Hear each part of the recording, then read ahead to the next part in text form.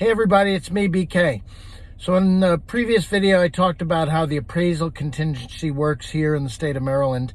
And in this video, I'm going to talk about what happens if you waive an appraisal contingency and how that works.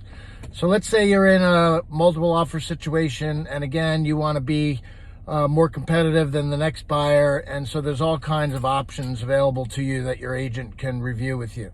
One of those is to be able to waive the appraisal contingency. This is especially important to the seller if you're offering a significant amount over and above the list price, right? Because if the seller agrees to accept your contract, they want kind of a warm and fuzzy feeling that it's actually going to make it to settlement.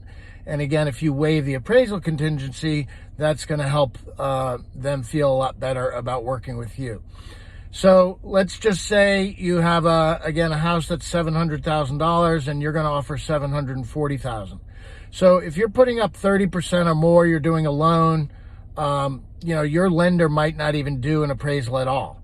And in that case, you should plan to pay $740,000 for the house. Of course, the listing agent's going to want, not only a pre-approval letter, but if you're waiving the appraisal contingency, they're going to want proof of funds to cover the gap between 700 and 740.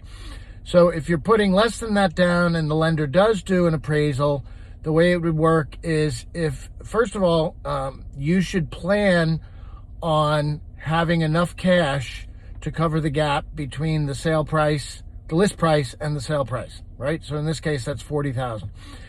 The appraiser goes out to the property, comes back and sends an appraisal report and maybe says the value of the property is $720,000. So if you waive the appraisal contingency, you still need to pay $740,000 to the seller. It's just that now you're going to cover that $20,000 gap with your own cash, right? If the value went above $740,000, you're still paying $740,000. Again, you waive the appraisal contingency, so you're on the hook for the price that you offered in the contract. Now, let's say you cover only a portion of the appraised value. So let's say you cover $20,000.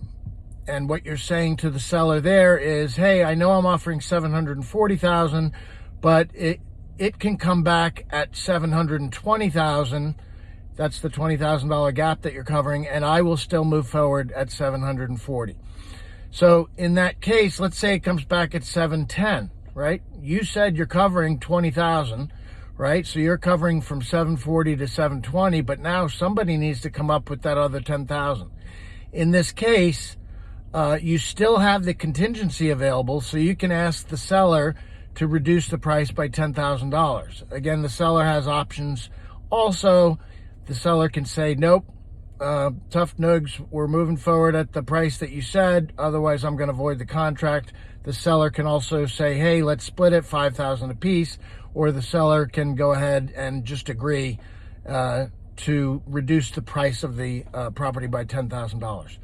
So that's how that works. Thanks for watching, and I'll see you on the next one.